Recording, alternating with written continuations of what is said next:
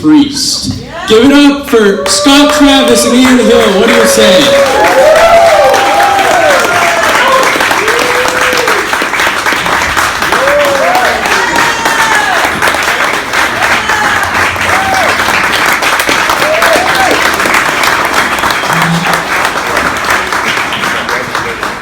This will be cool. This is your guys' second Rock and Roll Fantasy Camp experience. Excited to be back? Yes. That's right, yeah. Yeah. What was it about the first time that made you guys want to come back? The heat of Vegas and now Los Angeles. Okay. What about you, Ian? It's just the fun. Yeah, it's a lot of fun. It really is. Now, a lot of people will say, a lot of people that I've talked to over the past couple of years, they always say that there's like a certain moment where they knew this is what I want to do for the rest of my life, whether it be seeing the Beatles on Ed Sullivan or something. Was there a specific moment for you guys where you knew this is what I want to do, like there's no other options for me, I'm going to be a musician? Definitely. Yeah. Everybody has those moments. Right, yeah. Unfortunately, I remember kind of seeing the Beatles on Ed Sullivan. I think I was really young, but I definitely remember that. And Ringo doing, he always looked, his hair was bopping around. I thought, that's a cool looking job. I'd like to do that. Right. But as far as a real moment, I did a gig one time. Actually, I think it was my first professional gig, even though I didn't get paid. But our neighbor, we used to practice upstairs at my mom's house, and the neighbor lady was doing a fashion show, and she said, you know what, I need a drummer to come in between them. So it was a middle-aged ladies fashion show. You think fashion show, you think it's like models and Victoria's Secret. None of that. These are like middle-aged women, house coats and shit. But anyways, she said, I want to have Scott, I think I was maybe 12, 13 years old, play in between the intermission to kind of wake people up. Right. So it was just me on a stage, curtain goes up on a carpet, just me and a drum set, and I just do a drum solo for 2.5, 3, I don't remember how long I played really, just do a solo, curtain comes down, next part of the fashion show comes up. So I go outside after my gig and I'm at the water fountain and some girl, sorry babe, my girlfriend's back there, my now girlfriend, but this was 100 years ago, and some girl comes up to me at the waterfront, she goes, hey, you were really good on the drums. I was like, wow, this is I definitely want to keep doing this. So that was my moment. It had nothing to do with money, it had nothing to do with quote unquote fame or traveling. It was like, somebody liked what I was doing, and she was prettier than me. So. Now, what about you, Ian? A certain moment like that? So sometimes you don't have any sort of viable options, Right. He was very working class, where your horizons were very low, and I've just been talking in an interview next door, and there comes a time, a watershed moment, where you're getting offers of work for 200 miles away on a Tuesday night, and you've got a job and you can't do it. So you have to make that decision: do we quit the job, or do we quit the music? Or we quit the job.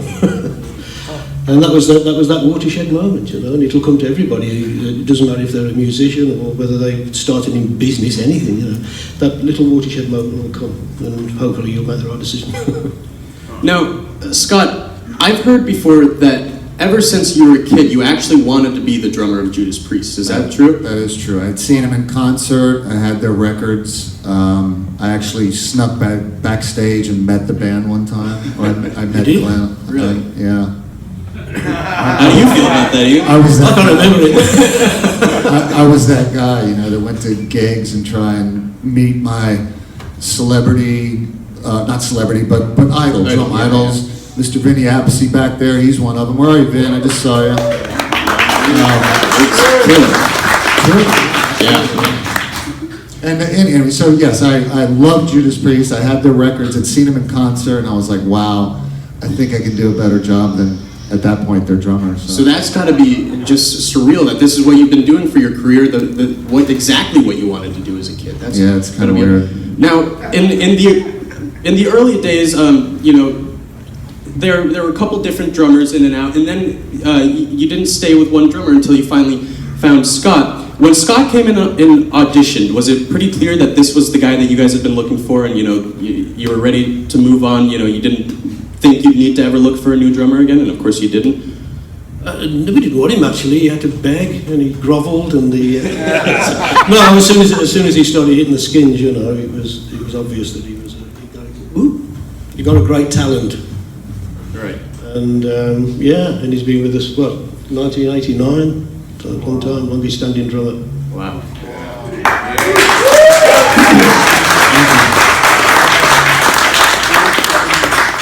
Now, going back a little bit, I heard that you originally started playing the double bass. Now, how does somebody move from playing the double bass to becoming a heavy metal bass guitar player? Oh, it took a few years. Yeah. But my dad taught me. He was a double bass player in jazz bands and things like that. He unfortunately died when I was 15, so that was the end of my tuition on the double bass. I started to get into other musics other than jazz, you know, into blues, rock, things like that. Picked up a bass guitar, found it was ultimately easier to play than a double bass, and just went on with that. Yeah. So for all the bass players and drummers out here, of course, everybody knows that being a rhythm section, it's you know, arguably the most important part of the band, and I'm a bass player, so I'm biased. But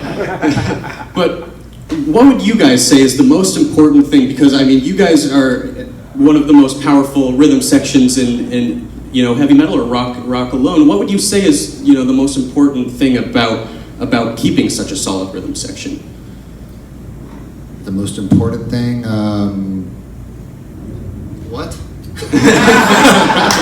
Well, obviously, you know, timing, which is, I'm just going to give you a cliche answer because they're the truth, but obviously timing, and you want to be rock solid. And the cool thing about Priest, obviously they had written and developed a lot of songs before I joined them, but they had such a strong, solid bass, you know, stuff like basis, if you will, like Metal Gods and Living After Men, just songs that really had a lot of what I call four on the floor, just a lot of solid punch. Easy to play, kind of, but at the same time, you got to really lay it down and just be solid. It's not math rock, you know, there's not a lot of crazy time signatures and stuff, so that's what I would think is kind of important. Right, and probably keeping an eye on each other, you know. Keeping an eye on, yeah, even though I'm like 90 feet in the air and he's way down there sometimes, but, you know. Yeah, no, I was going to ask. I mean, your cymbals are real high up here. I didn't set this up yet. So is this not your usual setup? You don't usually go for the cymbals this high up? Or? Yeah, they'll be high, but Vinny warned me a second ago outside. He said, man, he goes, you know, I don't know who set your kit up. And we were joking because it's kind of like when you go to a music store and you see a drum set up, and you know a drummer didn't set it up because the cymbals are like this, and tom-toms are all crazy angles and stuff, but no, I'll tweak it. It'll be fine. Right, yeah. Now, going forward a little bit, when Rob left the band in that time, you played with him in Fight, but you also kept on playing in Judas Priest. Did that cause for a weird dynamic in either bands at all? No, because I actually didn't do Priest and Fight at the same time. Fight was, Rob left the band, I think, in the tail end of 91, and then he asked me to join Fight with him. So Fight was basically 92, 93, 94, then that ended, and then Priest had decided to get back together or to bring in another singer. Right. And then, so the timing actually worked out. But even before I did the Fight thing, I talked to KK, Ian, and Glenn and said, you know, hey, Rob's asked me to do it. What do you, and they said, man, we want you to do it. I want you and Rob to stay together. And so it was a blessing. So it was yeah, that was going to be my next question for you. So you guys didn't mind then? Well, no, not at all. And is that honest, or are you just being nice? No, I am nice anyway. I'm being honest as well. Now, so you were kind of instrumental in getting Ripper in the band. Then how did you know, what was the part you played in that whole situation? I had seen Ripper. He was in the band, the cover band, tribute band, British Steel, which was a Priest tribute band, believe it or not. Anyways, and they had come through the town I was living at the time in Virginia, and I had seen him, and actually, of course, he called me up on stage, and we jammed a couple of songs. And so then when Priest was regrouping, I think around 1995, and they asked me to come over, and the idea was that I was going to come over, and they had a list of singers that we were going to audition together. And when I came to England to get back with the band, I said, hey, I got this VHS video cassette tape of this singer. And so we put it in and checked it out, and like, you know, Glenn was like, that's not him singing. I go, that's Rob. I go, no, dude, it's really him. And So Ripper was so good or convincing on this tape that, you know, some of the band members were actually unconvinced that that guy could sing like that on a straight ass VHS handheld tape or camera, if you will. So long story short, then obviously we flew him over, auditioned, and you know the rest. Yeah, well, so when you look back on that era of the band, I mean, you know, what do you think of the Ripper era compared to the Halford era?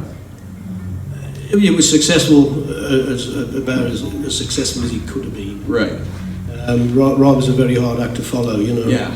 And Ripper got a great voice, great talent, but he wasn't Rob, you know. So when Rob came back, it was, you know, sort of like a homecoming. Right. You know, when he came back, and Tim agreed with us that Rob, you know, we should come back in the band. He was all for it because, you know, he was a fan of the band as well, as we all are, you know. So I would think that a singer change has got to be probably the hardest thing a band could do. You know, were you worried at all that it was going to decrease popularity or anything, or that the fans it's a huge change. You know, yeah. I mean, the singer's the focal point of the band. You know, the Priest got 3 frontmen. You know, the 2 guitarists and the vocalist. But the vocalist is the focal point of the band, and to replace him with somebody different, you know, obviously it's a huge change, and we were worried about whether it was going to go down well or not. Fortunately, it did, and we kept on going, you know. So was there a time when you thought that Tim could potentially be the singer forever? Did you ever think, you know, Rob could come back eventually, like he ended up doing? Well, yeah. I mean, when he was with the band, obviously we all put our 100% in, you know, and we were prepared to continue with him. Right. And we would have been perfectly happy to do so, you know. But when Rob made overtures and we started to feel each other out again, like I say, it just felt obvious that he should come back, you know. It was one of those things that it was a no-brainer. So what were the dynamics in the band like when Rob first came back in? Was it a little awkward at first, or did it pretty much just, you know, gel right back to how it was? He just went straight back in. He just felt comfortable. Right, you know? Yeah. And the same for you? You felt like it just gelled all back together like that? Yeah, and then we ended up doing the Ozfest tour 2004. Oh, that's right. We did an album and immediately went on a great fun tour, because I think that was the tour with Black Sabbath, with the all original, Bill Ward and everybody. So that was super cool to do that tour. So how is everybody's relationship in the band? Everybody get along well and everything? You guys hang out outside of the music, or just see each other when you gotta, or? We used to hang out a lot, Yeah. you know, but Bands over never the hang years. No, I would think that, yeah. They gotta see each other enough on the road, right? Yeah. But it's a secret of success, really. If you've got an arsehole in the band, it's going to split them up, as simple as that, you know. Yeah. So we all get along well together. We're all friends. I mean, genuine friends, and it's important to the continuity of the band. It makes all the difference. Now, Richie's a great addition to the band, but I mean, again, the same thing. I mean, it's easier to replace a guitar player than a singer, but were you guys worried to how the fans would react to KK leaving the band and a new guy that they may have not been familiar with coming in? Again, you know, KK is a huge part of the band. He was there right from the very beginning, you know, and to replace a member like him was a difficult task. And we were very, very lucky to find Richie. Mm-hmm. You know, we were very, very lucky to find him. Now, you guys aren't the only band that has done this. There's so many bands that will, bill a farewell tour, and it doesn't actually end up being their farewell tour. How come that didn't actually end up being the farewell tour? You guys just felt like there was still more juice to keep going? Yeah, I think we enjoyed it too much. You know, I mean, you finish it, you get off a tour. Right. And you put your bass and your guitar and your trumpet away, you feel, thank God for that, you know. And after a couple of months, you know, you start walking past the club and, you know, next thing you know, you're playing it, and you just can't get out of it. And it's, I don't think we were ever going to stop. I think the idea was to try and slow down a little bit, you know, and that just didn't happen. But like I say, we enjoyed too much just to leave it all together. It's not going to happen. So if you're not completely sure that it's going to be the end, how come bill it as the end? Well, we like I say, it was going to be the last big tour we were going to do at the time. And afterwards, we just realised how much we were going to miss it, and then carried on.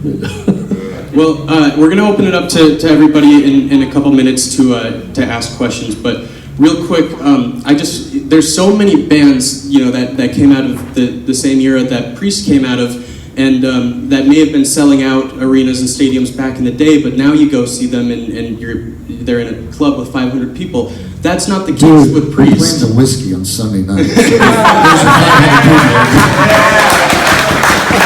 your 500 people in there. Now, but that's not the case with Priest on your tours. I mean, you guys, were at the Barclays Center. That's a huge venue. I mean, your entire tour was arenas and everything. Why do you think it is that you guys have been able to maintain this mainstream popularity for as long as you have? I don't think it's because we've been current. You know, we haven't really had a great period of time off. The longest bit of time we had off was when Rob left the band. You know, there was about 3 years there when we didn't do anything till we found Ripper. You know, and we've always been there. We've been, you know, in everybody's face, for better or for worse. So it's we never sort of fell out of favour with anybody. You know what I mean? We didn't have to make that big comeback apart from the Rob thing. And as Scott said, I mean, Ozfest with Black Sabbath, what a better way to come back, you know? Yeah. So, I don't know, and other bands did, the other thing is, I mean, bands lose members as well, permanently, if you know what I mean, so, which is always a difficult thing to carry on when that happens, you know. So, last question before we open it up. We've got some new Priest music coming out kind of soon, yeah? Right? You asked me the most difficult question. Thanks for that. Yeah, no, we're definitely working on a new record, or maybe even more than one record, but we'll see. It always takes a lot of time. So,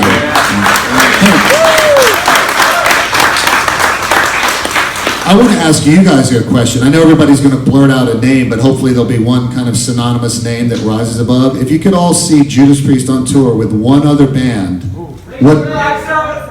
Sabbath. Okay, so which band would it be? Black Label Society. So I've heard Racer X, Black Sabbath, and Iron Maiden. I heard the Iron Slayer. Saxon. Black Label Society. Wow. Queensryche. Queensryche. I'd like to see Queensryche out with them. We've done Saxon, we've done Black Label, we've done a lot of it. I was just curious, honestly. It's not obviously there's no right or wrong answer, but I was just, for my own knowledge and for me to tell the band, I was just curious. Marilyn Manson. Who? Marilyn Manson. Okay, I got it. I know. I'm gonna write all those down. I'm gonna. Well, feed it back. you guys toured with Steel Panther, and Russ was the guitarist in Fight. That must have been. I mean, Steel Panther is much different than Fight for sure, but that must have been a cool reunion on that tour. Yeah. Yeah, it was fun. They have a newer audience, we'll call it, because they're very Right. They're very. What am I trying to say? They're very. Creative.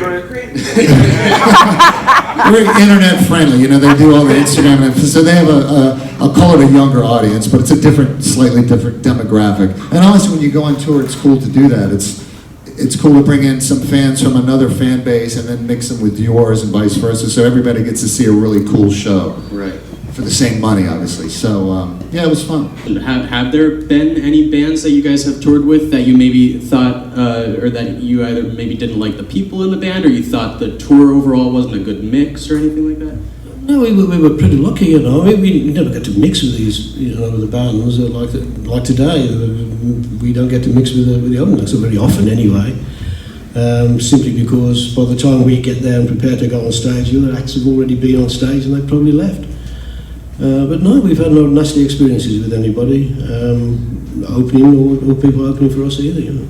Well, are there any bands that you guys have yet to tour with that you'd like to tour with at some point? That's why I asked the question, because Yeah, you know, I mean- I know that Priest toured with Maiden back in the early 80s. As a matter of fact, I saw that show. I was one of the guys in the front row, but they had Paul Diana, whatever. Yeah. But it was Maiden and Priest back then, but I think a lot of people would like to see that happen, but who knows? Well, why don't we open it up to the audience for questions?